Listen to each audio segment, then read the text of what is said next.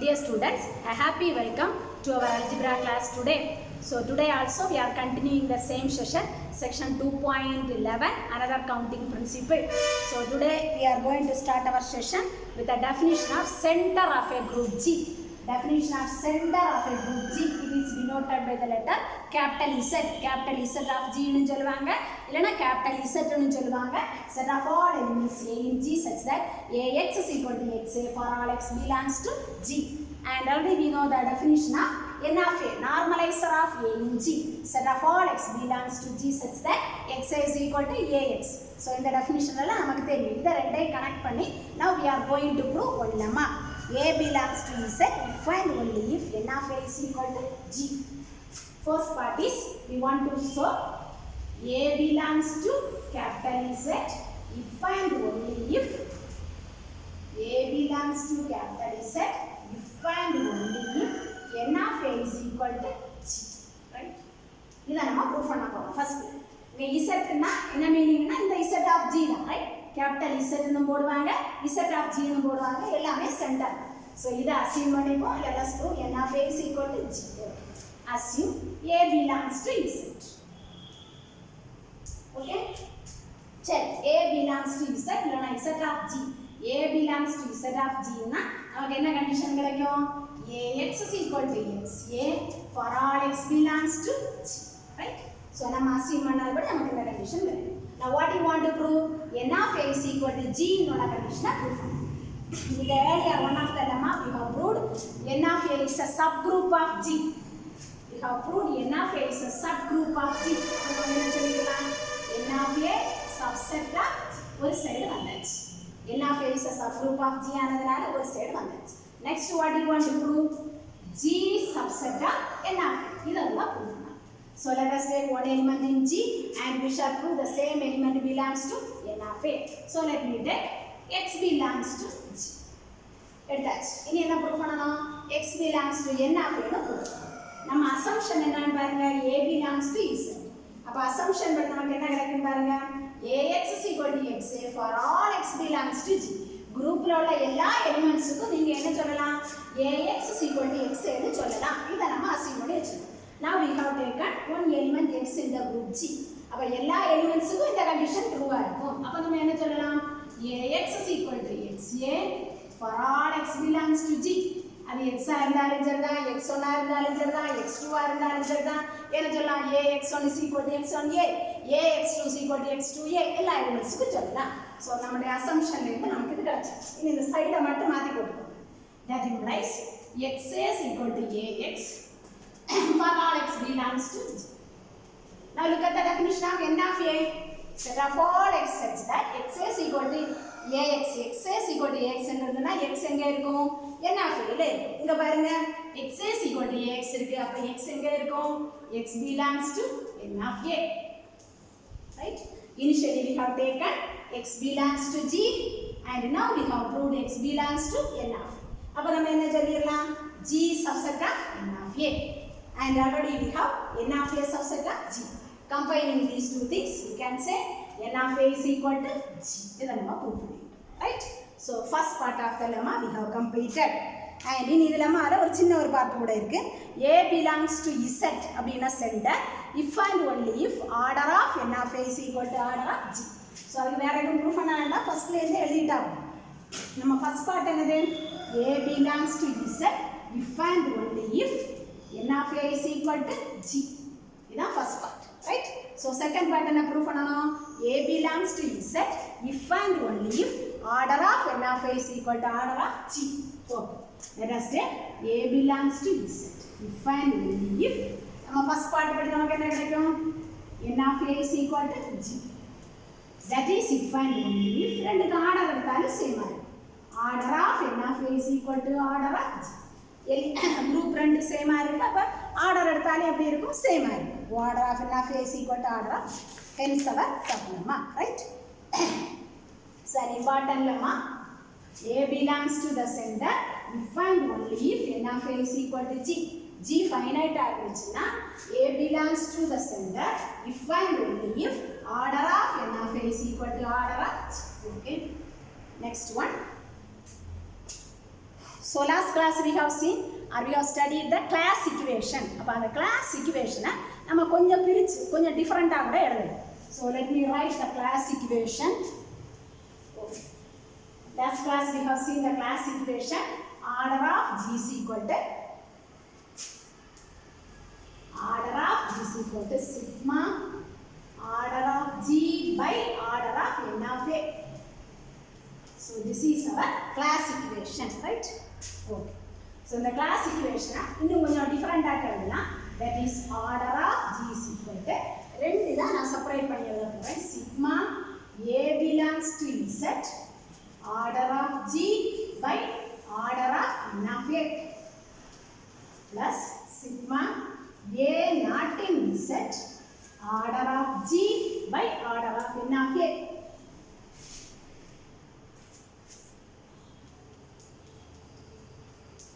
Right?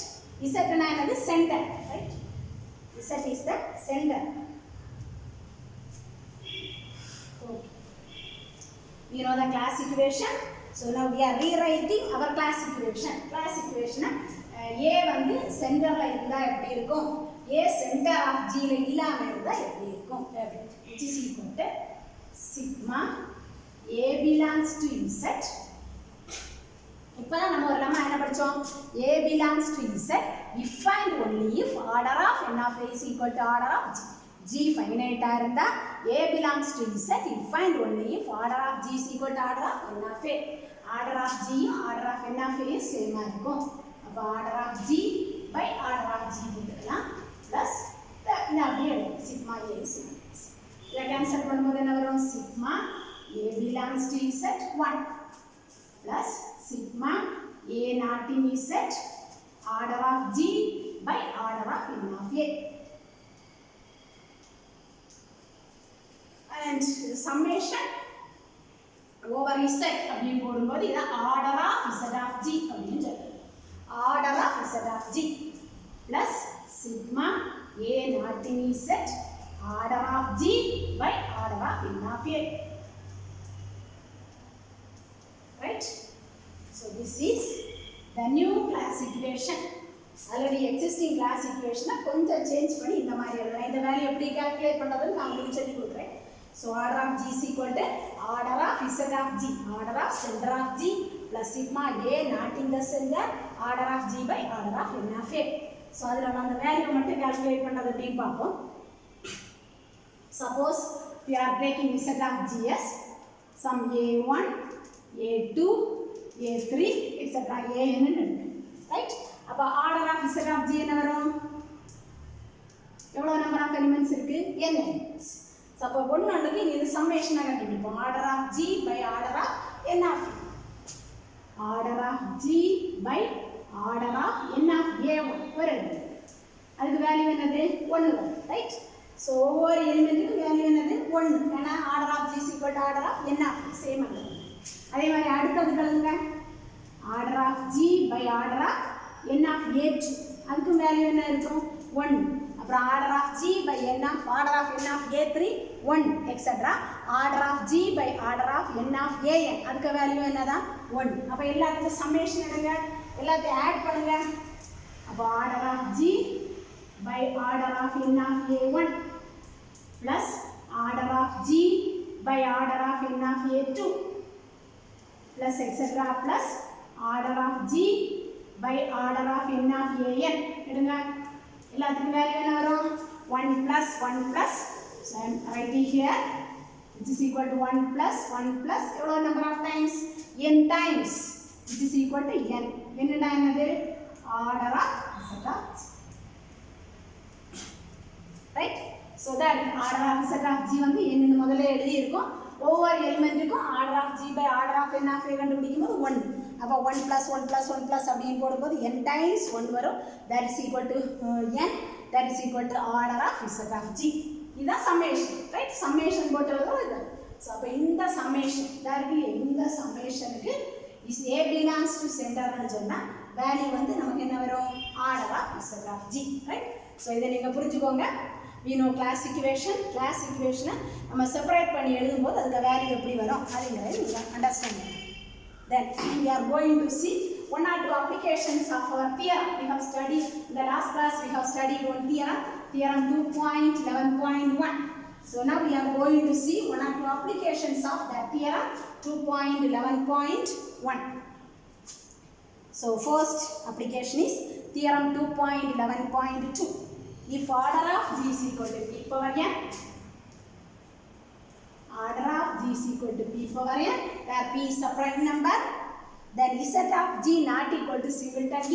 We want to prove center of g not equal to singleton e. This is proof, right? So this is an application of theorem 2.11.1. C is equal to order of g by order of n of n. And the theorem is the first application, right? It is given. We want to prove this. Okay. So we know that n of a is a subgroup of g. Initially we have proved n of a is a subgroup of the group G. Now apply Lagrange's theorem. By Lagrange's theorem,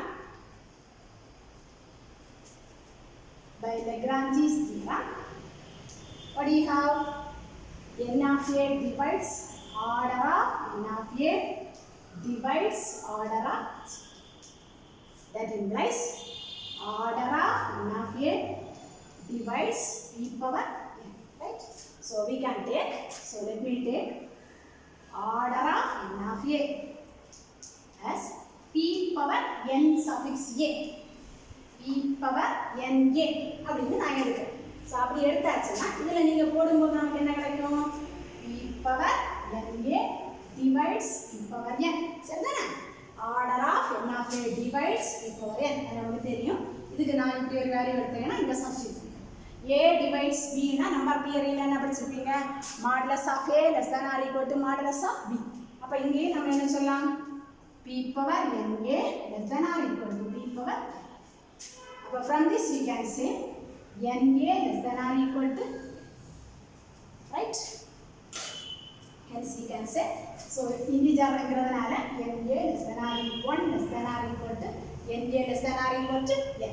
So n a ஒரு சப்குரூப்ங்கிறதுனால order of n a divides order of g. Lagrange's theorem பயன்படுத்தி order of g is equal to p power n. So அதே மாதிரி order of n of a வந்து p power n a ன்னு எடுப்போம். எடுத்தாச்சுன்னா we will have n a less than or equal to n, right? So we know the class equation. So இப்போதான் நான் class equation எழுதி கொடுத்தேன். There we have two parts. A belongs to the center, A is not in the center. So அப்போ ஒன்றுக்கும் அந்த value நம்ம தனித்தனியாக calculate பண்ணணும். Let me write the class equation. Order of g is equal to sigma A belongs to Z, order of g by order of n of a, plus sigma A not in the center, order of g by order of n of a. So this is the new classification, right? அப்போ a z ல இருந்தா அதோட value என்ன வரும்? a வந்து சென்டர்ல இல்லாம இருந்தா வேல்யூ என்ன வரும்? அந்த ரெண்டையும் நம்ம தனித்தனியா கால்குலேட் பண்ணணும். Okay? First let us have the first case. A belongs to Z. A belongs to Z. அப்படின்னா A belongs to center. Apply the above supplement. A belongs to Z னா order of G is equal to order of n of A. By the above supplement, order of G is equal to order of n of A. Order of G என்னது? P power n. Order of n of A என்னது? P power n a. From this what you will have? n is equal to n a. Right? So ரெண்டு value சேமா இருக்கும். இங்க substitute பண்ணுங்க. Order of G is equal to A belongs to Z னா n a order of G is equal to order of n of A. அப்போ sigma A belongs to Z ரெண்டுமே சேமா இருக்கும். 1 இப்போ நம்ம செய்தோம். அதனால திரும்ப நான் எழுதல. டிவைட் பண்ணும்போது 1 வரும். plus sigma A not in Z order of G by order of n. Right? So இதுக்கு தான் 1 plus ஒன்றுக்கு 1 வரும். எல்லாம் n டைம்ஸ் போடும்போது n வரும். அதை வந்து order of Z of G அப்படின்னு நம்ம ப்ரூஃப் பண்ணியாச்சு. அதனால திரும்ப எழுத வேண்டாம். So order of Z of G plus, right? So ஏற்கனவே ப்ரூஃப் பண்ணிட்டோம் நம்ம 1 plus 1 plus அப்படின்னு எல்லா எலிமெண்ட்ஸுக்கும் வரும். So that is equal to order of Z of G. So order of G is equal to order of Z of G plus Z, right? So what is, So order of g is equal to e power n, right? So நமக்கு தியரத்துல இருக்கு assume பண்ணிட்டோம் நம்ம order of z of g வந்து ஒரு small z. So அது capital Z, small z கொஞ்சம் differentiate பண்ணி போடுறதுக்காக I am using this symbol. Order of z of g வந்து small z plus sigma a naught in z order of g by order of n. Okay? So class equation கொஞ்சம் modify பண்ணி நம்ம இப்படி கொண்டு வந்தாச்சு. So in first case over, next we have to check the case a is not in the center. a not in the center இருந்தா என்ன இருக்கும்? a belongs to center முடிச்சிட்டோம். அப்ப a not in the center. a belongs to z னா என்ன எழுதுவோம்? above சப்ளமாக பயன்படுத்தி order of n of a is equal to order of g. அப்ப not என்னன்னா we can say order of n of a not equal to order of g. Substitute the values p power a not equal to p power n. இதுல என்ன சொல்லலாம்? na not equal to n. நமக்கு இனிஷியலா condition என்னது? na less than or equal to n. அப்ப equal to வரலனா வேற என்னதான் வர முடியும் நமக்கு? na less than. இது மட்டும் தான் வரும். புரிஞ்சா? இனிஷியலா நம்ம எழுதி இருக்கோம். பிகினிங்ல தியரம் பிகினிங்ல ப்ரூஃப்ல எழுதி இருக்கோம்.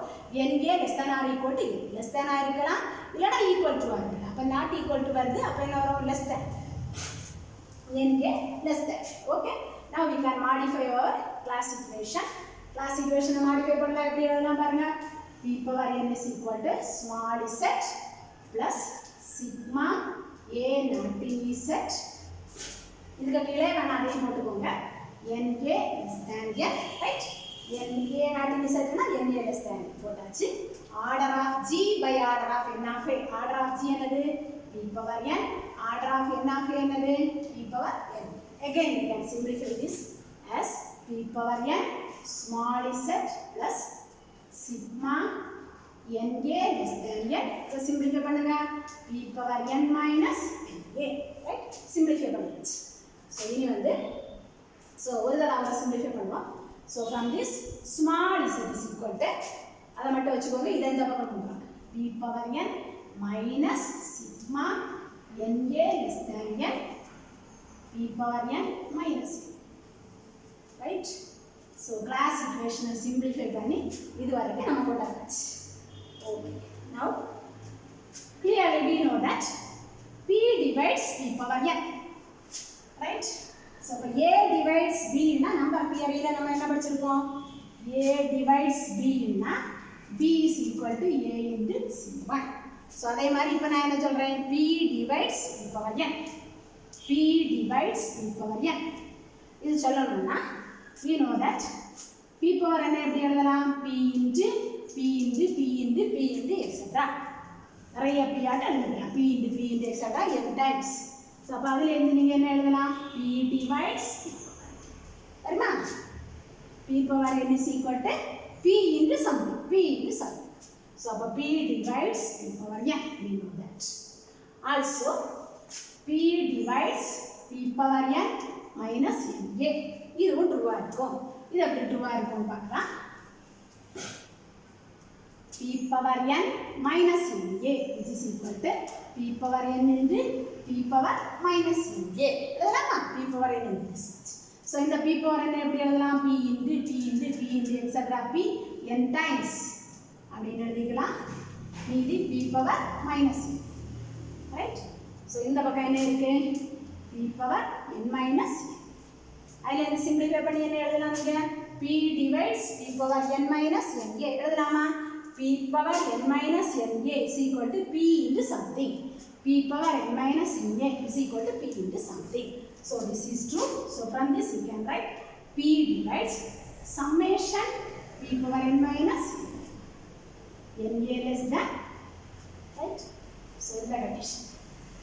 So இதெல்லாம் நம்பர் தியரியில உள்ள results. So p divides this much அப்படிங்கனா p divides summation summation எழுதணும். Already we have p divides p power n. So அப்ப இந்த ரெண்டு கண்டிஷன்ல இருக்கு. What we have நம்ம நம்பர் தியரியில நீங்க படிச்சிருப்பீங்க. a divides b and a divides c னா a divides bx plus c, right? a divides b, a divides c னா a divides bx plus cy அப்படினு படிச்சிருப்பீங்க. அதே ரிசல்ட் அப்ளை பண்ணும்போது p இதை டிவைட் பண்ணு p இதையும் டிவைட் பண்ணு. அப்போ நம்ம என்ன எழுதலாம்? p divides p power n minus sigma na less than n p power n minus number தியரியோட ரிசல்ட்டை பயன்படுத்தி p divides p power n minus this much. அதை இங்கே கொண்டு வாங்க. p power n minus this much. அப்போ இதை மொத்தமாட்டு p என்னது டிவைட் ஆகும். p divides this much. இது அவ்வளோத்தையும் டிவைட் பண்ணுது. ரைட் ஹேண்ட் சைடில் can say p divides small z. Right, கிளியராக புரிஞ்சுக்கோங்க. வேற ஒன்றும் இல்லை, ஜஸ்ட் அது சிம்பிளிஃபிகேஷன் தான். p divides the right hand side. அது அங்கே எழுதியிருக்கு. So p divides small z.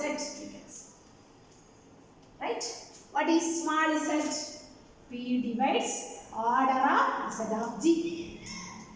a divides b னா நம்ம என்ன சொல்லுவோம்? modulus of a less than or equal to modulus of.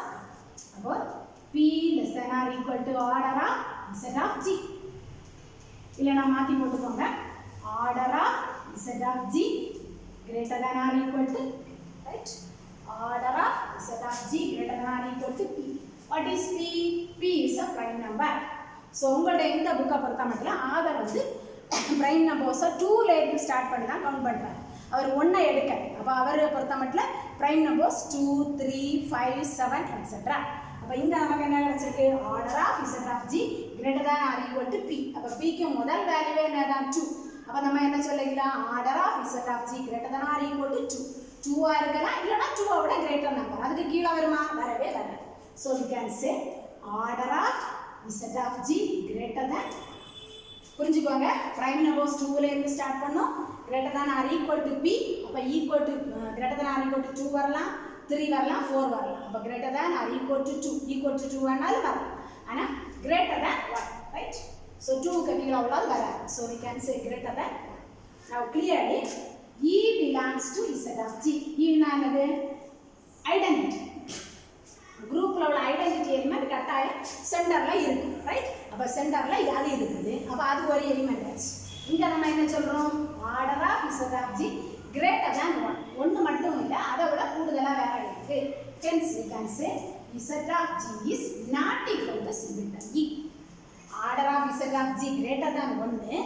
அப்ப 1 ஏற்கனவே அங்க ஐடென்டிட்டி இருக்கு. ஐடென்டிட்டி கட்டாயமா இருக்கும். குரூப்ல உள்ள ஐடென்டிட்டி அங்க இருக்கும். அப்போ ஐடென்டிட்டியை தவிர வேறையும் ஒரு எலிமெண்ட் குறைஞ்சது வேற ஒன்றாவது இருக்கு. ஏன்னா 1 விட கிரேட்டராக இருக்கு ஆர்டர். அப்போ இசட் ஆஃப் ஜி வந்து சிங்கிள்டன் செட்டாக இருக்காது, சிங்கிள்டன் ஈயாக இருக்காது, வேறையும் கொஞ்சம் எலிமெண்ட்ஸ் இருக்கும் அப்படிங்கிற மீனிங். ஸோ இதை தான் நம்ம ப்ரூவ் பண்ணோம், right? Hence we have proved our theorem. It's an important theorem. Theorem statement. So அங்கே ஒரு சைஸில் ஸ்டேட்மெண்ட்டை கொடுத்துருப்பாங்க. Statement can be rewritten like this. A group of prime power order must always have a non-trivial center. A group of prime power order, ஒரு group இருக்கு, அதுக்கு order வந்து prime எலிமெண்ட்டுக்கு power அப்படி இருந்துச்சுன்னா it has non-trivial center. இந்த centre இருக்கு இல்லையா, z of g வந்து ட்ரிவியலாக இருக்காது. ட்ரிவியல்னா ஐடென்டிட்டியும் ஹோல் குரூப்பும் வராது, அப்படி வராது. நான் ட்ரிவியலான சென்டராக இருக்கும். ஸோ 1 மார்க் கொஸ்டினுக்கு கேட்பாங்க, மற்றபடியும் கேட்பாங்க. ஸோ நல்லா படிச்சுக்கோங்க. That's all for today's class. Thank you students.